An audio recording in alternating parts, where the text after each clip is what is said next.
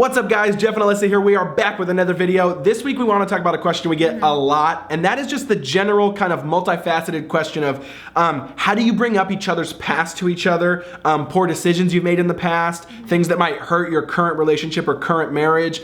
How do you talk about that? How do you forgive each other? What about past boyfriends and girlfriends? All of that nature. And I'm gonna pass it to the sensei, the Yoda, the Jedi, this one, because she's amazing. She's got all the wisdom, so she's gonna start us. Go ahead. So this is a really big, impactful thing. We're just gonna try to do real simple things. Yeah. Okay, so when do you have that conversation? Because I think in our culture, most of us have a past, whatever it is. So I think you need to have a conversation about maybe what happened, what baggage you're bringing into the relationship. Real quick, because everyone's past affects their current. Yes. It's important to talk about your past, whether it's your upbringing, whether it's past relationship stuff, because it will affect your current and your present and your future. Well, current and present, the same thing. You know what I mean? And so some people might disagree with me, but honestly, I think you should have that conversation probably within a month of dating. Or just really early. I think the earlier the better. When you can be really honest and open with each other and know that you're going into it, having this conversation, that you can ask questions, be really deal in the light, like, so you feel comfortable. And I think praying before you go into that conversation, just being prepared for whatever you're going to hear,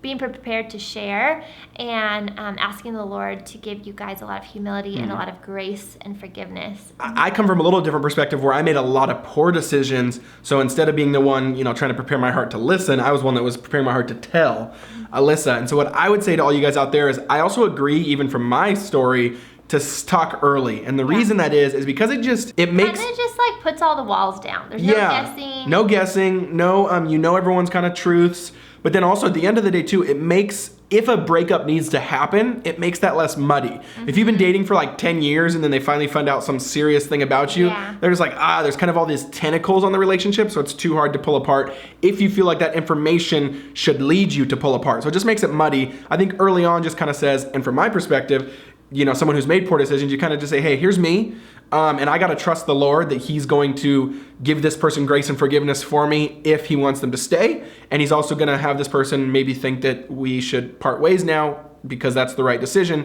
if that's the right decision. So it just, I think you just have to feel at peace knowing that the Lord calls you to be honest and transparent, and then he takes care of the rest. You don't need to be in control of their reaction or how they respond. But then forgiveness is also huge, and Alyssa modeled that, and we talk about that in our newest book of, we've had some powerful moments where I've shared stuff, dating and in marriage, that she, her first reaction was the reaction of Jesus, of forgiveness, of I love you, it's okay, I'm here, you can be vulnerable. And what that does is it actually creates a cycle of vulnerability, because the more she accepts me in those moments, the more I'm more prone to share now, which then makes you which means you're dealing in the light, which is like this huge recipe for success in a relationship.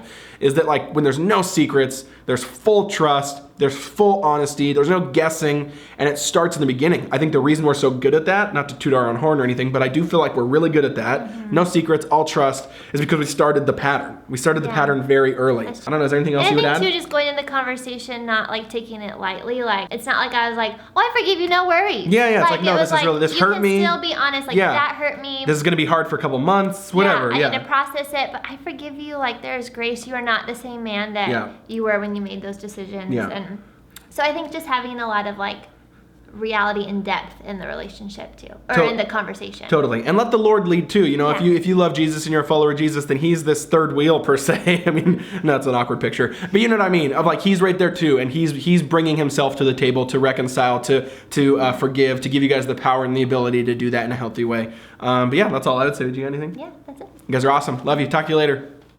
What's up guys, thanks for watching. I want to give a huge shout out to this week's sponsor, and that is Audible. If you know me and Alyssa, we absolutely love Audible and we love listening to audiobooks. And if you know Audible, they have an unmatched selection of audiobooks, and they want to hook you guys up with a free audiobook with a free 30-day trial at audible.com/Jeff. I'm going to put it on the screen, audible.com/Jeff. And this month I'm recommending Love That Lasts by Jeff and Alyssa Bethke. Just joking, that's actually us. But no, that is what we're recommending. Our book is on Audible. It's read by us. We alternate chapters, so it's fun to hear our stories in our own voice. And a lot of you guys have already given feedback that you love that we read the audiobook rather than some British guy in a voiceover or something like that.